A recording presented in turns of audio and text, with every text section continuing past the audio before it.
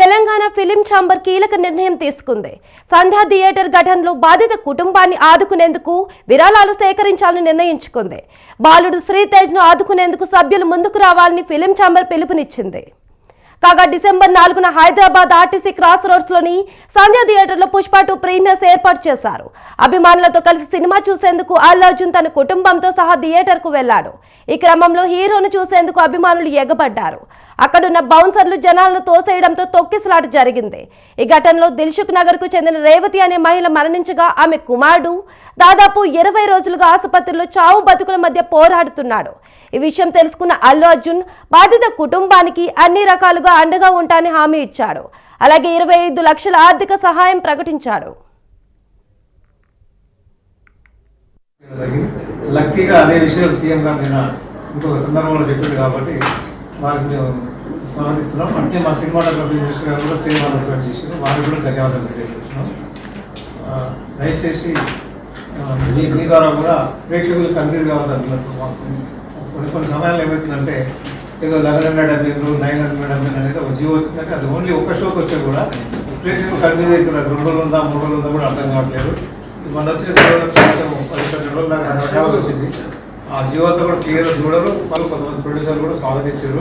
Ticket రేట్లు పెంచడం వల్లే సింగిల్ స్క్రీన్స్ ఇబ్బంది పడే పరిస్థితి వచ్చింది. ఈరోజు సీఎం రేవంత్ రెడ్డి గారు తీసుకున్న నిర్ణయం మా థియేటర్లో కొంత ఇంకొక 4-5 సంవత్సరాల్లో ప్రారంభించినట్టుగా ఉంది. టికెట్ రేటు పెరగకుండా ఉంది. ఫిక్స్ ఉంటేనే ప్రేక్షకులు ఎక్కువ మంది చూసి డబ్బులు రావాలి, కానీ తక్కువ ప్రేక్షకులతో ఎక్కువ డబ్బులు చేయాలనే పద్ధతి మాకు నచ్చట్లేదు. దయచేసి టికెట్ రేట్లు తక్కువనే ఫిక్స్ చేసుకుంటామని ఈరోజు తెలంగాణ గవర్నమెంట్ అనౌన్స్ చేసిన పద్ధతి ప్రేక్షకులకి ఇటు ఇండస్ట్రీకి అందరికీ కూడా మంచి జరుగుతుందనే ఆలోచనతో మేము ఉన్నాం. మేము ఆల్రెడీ గత 3-4 మీటింగ్ల నుంచి కూడా ఈ బెనిఫిషియల్ కానీ ఈ రేట్లు పెంచడం కానీ వద్దని చెప్పి ఇండస్ట్రీ వారిని డిమాండ్ చేస్తున్నాం. అయినప్పటికీ కొన్ని సినిమాలు కొందరు నిర్మాతలు ఎక్కువ ఖర్చు పెట్టామని చెప్పేసి రేట్లు పెంచడం జరుగుతుంది. అది ప్రేక్షకులకి ఇటు థియేటర్లకి జనం వచ్చేవాళ్ళు కూడా తగ్గుతున్నారు, ఆక్యుపేషన్ తగ్గుతున్నాయి. దాని మీద ఈ రోజున ఛాంబర్లో ఎగ్జిక్యూటివ్ కమిటీలో చెప్పాం. తెలంగాణ గవర్నమెంట్ తీసుకున్నట్లే ఆంధ్ర గవర్నమెంట్ కూడా మీరు రిప్రజెంటేషన్ తీసి తెలియపరిచి ఆ విధంగా బెనిఫిషియల్ కానీ ఎక్కువ రేట్లు అధిక రేట్లు వద్దని చెప్పేసి మేము కోరడం అయింది. ఒక $50 ఒక ముగ్గురు కలిసి సినిమా చూస్తే $50 అవుతుంది. $50 $5,000 1%. అంటే ఒక సినిమా చూడడానికి మనం 1% షేర్ చేస్తున్నాం అమెరికాలో. ఇక్కడ ఇండియా కంపేర్ చేద్దాం.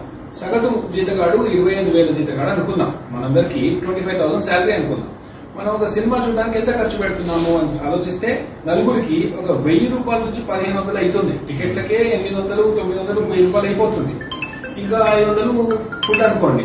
1,500 5,000 ఎంత అవుతుందండి? More than 5 to 7%. సో ఒక 5 to 7% మనం ఆడియన్స్ నుంచి లాక్కుంటున్నాం కదా ఒక పెద్ద సినిమాకి. చిన్న సినిమా చూడడానికి డబ్బులు లేవు. సో ఈ పాయింట్ మన ఇన్ఫర్మేషన్ అండ్ బ్రాడ్కాస్టింగ్ మినిస్ట్రీ దగ్గర నుంచి వస్తోంది. నంబర్ ఆఫ్ స్క్రీన్స్ పెంచడం ఎలా?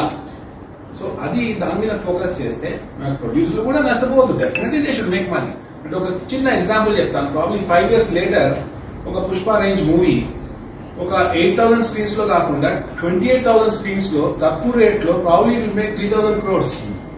ఆ లెవెల్లో మనం ఆలోచించాల్సిన సమయం వచ్చింది. ఒక $50 ఒక ముగ్గురు కలిసి సినిమా చూస్తే $50 అవుతుంది. $50